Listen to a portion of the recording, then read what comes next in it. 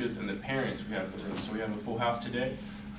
Just to give you a little structure of our case, the question was, on what conditions, if any, would payment for bone marrow be ethically justifiable? To which we respond that payment for bone marrow is generally justifiable, mainly because bone marrow is naturally replenishable.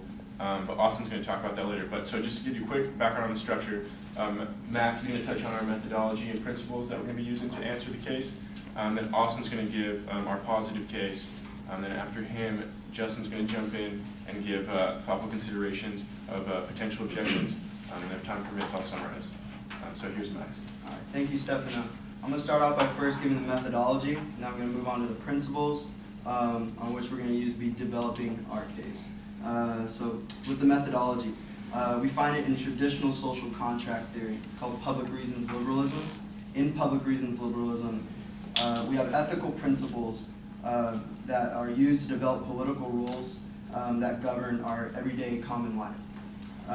And these ethical principles have a broad reflective consensus. An example of this form of public reasons liberalism is used by Rawls, where he incorporates original position, veil of ignorance, stuff like that, just as an example. Now moving on to our principles, we have two principles on which we find a broad reflective consensus. And the first of these principles is the principle of human dignity, or what we're going to be calling the principle of human dignity. The principle of human dignity acknowledges two kinds of rights, negative rights and positive rights. Negative rights say that there's a requirement not to bring harm onto other people. An example of this is seen in Mill and his work in On Liberty. And then we have positive rights. Positive rights, there's a requirement to care for others.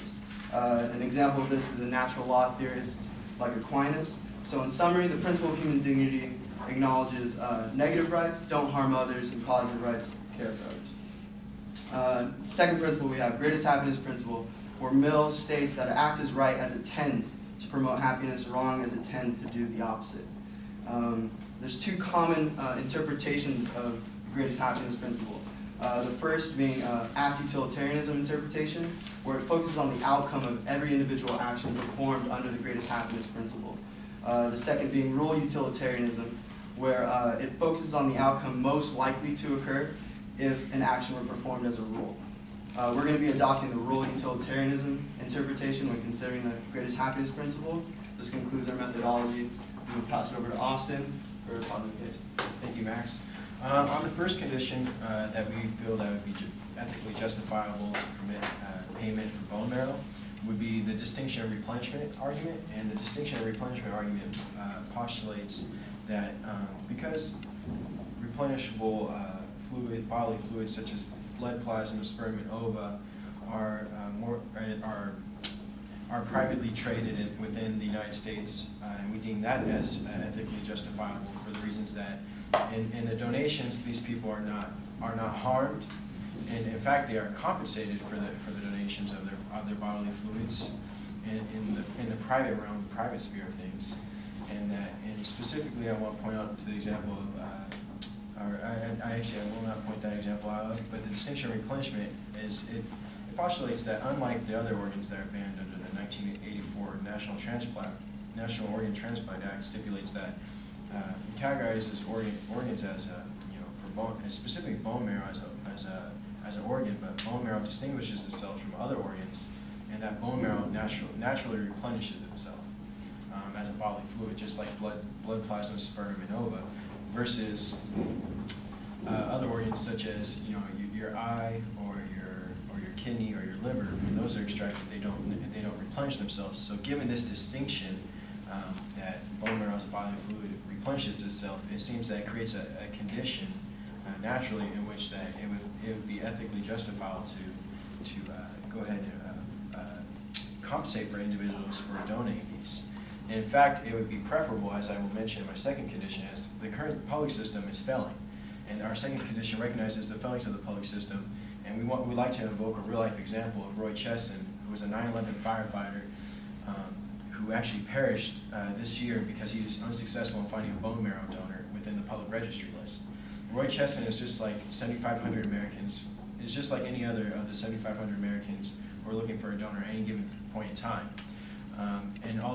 registry list boasts that 9.5 million persons are registered as donors and are willing to donate out of altruistic reasons, they are not donating.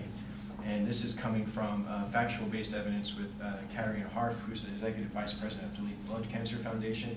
Actually, it's a German foundation, but she's the president of the United States operations. And she says 47%, so again, 47% of persons who say they will go ahead and donate, go ahead and renege on their promises for personal reasons, which are often undisclosed.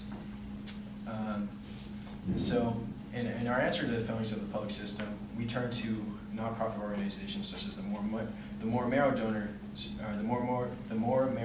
excuse me, which is a nonprofit that sees that payment for bone marrow is ethically justifiable and has already implemented that in granting vouchers for people who donate bone marrow in the form of scholarships, housing stipends, or a donation to the charity of the donor's choice in response as a compensation for their bone marrow donation. It seems that this incentivization is a remedy for that of the current failings of the public system as it is, and that altruistic reasons are failing to motivate persons to donate bone marrow, save the lives such as that of Roy Chesson and the other 7,500 Americans that are always looking for bone marrow donors. So, given this, there needs to be a remedy, and we find that it serves a kind of a utilitarian purpose, as Max kind of laid out, and that there's a mutual benefit of society, and that the people that are offering up their bone marrow in the form of donations are being compensated and rewarded with good things, and also the recipient is being rewarded with that bone marrow. And with that being said, I would like to turn it over to my colleague Justin to elaborate on the objections and replies. Thank you, Austin. So for this section, I'll be discussing some two possible objections, and I'll be replying to them. So the first possible objection is that of would be titling it the payment options. So we think that someone opposing this view might say, if you start paying people for bone marrow, it's just going to become another business. They're going to be harvesting their bone marrow as fast as they can grow it, and just trying to sustain themselves off of it. And this can lead to perhaps a corrupt business of selling your bone marrow. And we don't want to do that, because when a business like that becomes corrupt, people start cutting corners. You may use someone else's bone marrow. You may lie on tests and falsify paperwork, and we want to avoid that. So the response to that objection is that what we've already stated in the positive case, saying that when we incentivize these things, it's not mere monetary or money that we pay you for that. What we do is we give you vouchers that are paid for scholarships for school, housing vouchers that you can give to landlords or companies like that, and donations to charities of your choice. And this effectively helps to stop the corruption if there were to become corruption in this type of transaction. Our second objection would be the international objection. And this objection states that if we do go to a privatized bone marrow registry and move over from the public to the private sector, that we would lose access to international registry. And this would immediately seem like, you don't want to do that. That's thousands upon thousands, possibly millions of donors that we could possibly match and test to. But I would head that off and say that an executive member in the MMO that Austin presented, Michael Boo, states that this is mere speculation. We don't have any confirmation that that would happen. When the time comes, if we do implement this type of privatized sale, that we would then negotiate with other organizations that donate bone marrow.